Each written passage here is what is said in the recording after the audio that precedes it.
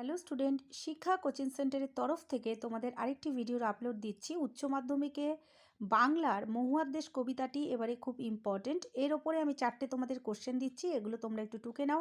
প্রথম কোশ্চেন, অবসন্ন মানুষের শরীরে দেখি ধুলোর কলঙ্ক।